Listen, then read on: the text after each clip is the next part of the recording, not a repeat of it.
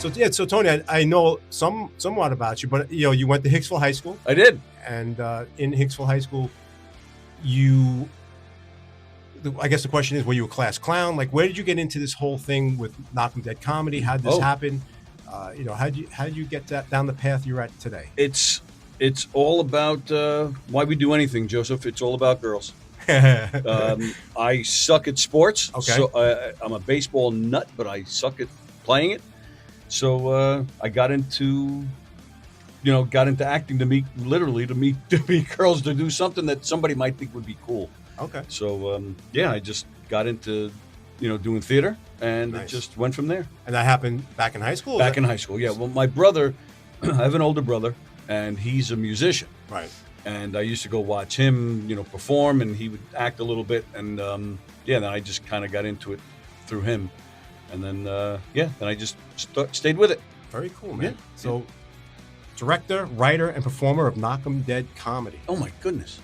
And that's a weekly, that's a show that you put on, like a murder mystery type show? Well, Knock 'em Dead comedy is the name of the troupe. Okay. It's there's no set schedule. It's just whenever a client hires us, whether it's a club, a restaurant, a private party. Right. We just travel all over the place. So it's not like a weekly, come see us at this place every week. It's just whenever you get it. Yeah. And you've been at Governors with this too, right? We've been at Governors.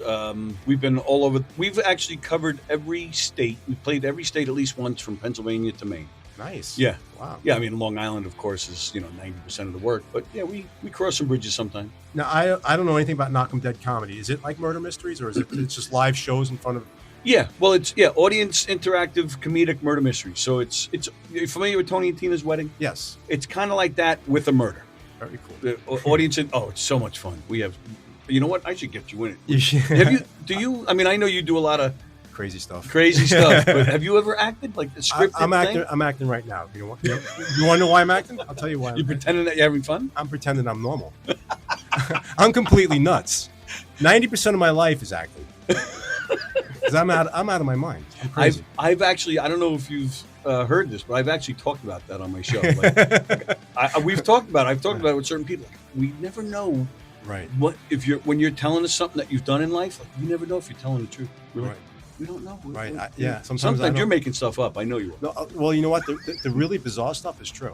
Really? Yeah. It's the normal stuff that's great. That's fake. And I want to just say before I forget. Yeah. I've been at Governors, been running that podcast studio for 6 years.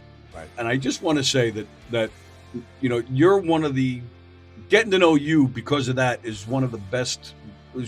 I've made some really good friends there, and it's really been a pleasure hanging out and doing all the fun stuff with you. Like Don Chill just posted the other day, us talking to Mark Goodman in the Jones Beach parking lot. Like that never would have happened if it wasn't for you, man. It's fun, silly stuff, but I love that kind of stuff. So same here, fun, man. And I got to tell you, because so you're the manager of the Govs Comedy Podcast studio in Levittown. So you manage that studio, correct? Which is awesome. So during COVID, I was working here at WGBB, and during COVID, this was kind of shut down for a little bit because of the germs, whatever. And Govs Comedy Podcast opened up before WGB opened back up. And a long story short, I wasn't going to quit, but I don't know what the hell I was doing. And thanks to you and Don, you pulled me back from having nothing to do with acting or comedy or anything. I was just living as a dad. Right. The most boring thing you can do. Yeah. Get milk on the way home. You know what I'm saying? Were you always funny? I asked you this already, but in high school, were you always funny? Were you a class clown? Were you getting in trouble? I was a wise guy. Okay. I wasn't like the class clown, but I was definitely one of them. Did you find that? I mean, this is me personally, that you can only go so far being funny before you get beat up. Yeah. Oh, yeah. I got some. I got a couple of beatings. Yeah. Yep. So, and they were deserved. Yeah, because you crossed the line. You're trying to go for that big laugh, and I didn't mean to. Like I was the wise guy, but I was always trying to make everybody a part of the joke. I wasn't bullying people. I was trying, but it was kind of like Don Rickles style humor that I would do. I would make fun of people, but I was trying to do it playfully, but it always didn't work out that way. Right. So how did you get involved with Govs Comedy Podcast? How did you get involved with Governors? We were doing we were doing a murder mystery there. At Governor's. We were doing a murder mystery at Governor's, and we were backstage waiting to go on. We were in the main hallway there, back behind, and we saw their studio. Okay. And one of the managers there, one of the owners, Larry, we asked him, like, what is that about? Right. And he explained, why they built it, how they built it, Mhm.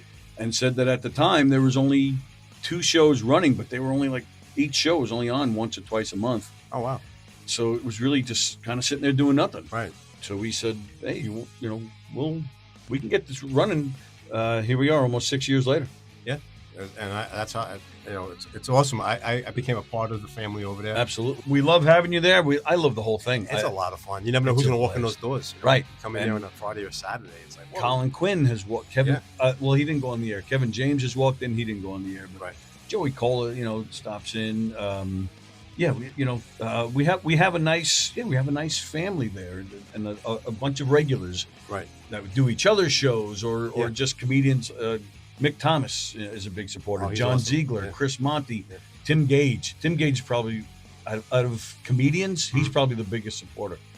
And it's Right. it's so much fun. Jackie the Joke Man, I know you had him in Jackie here. Martling, yeah. To just sit back and not see these guys do their act, to actually talk to them, to get to know them, have some laughs with them. Right. I love every second. I think it's great.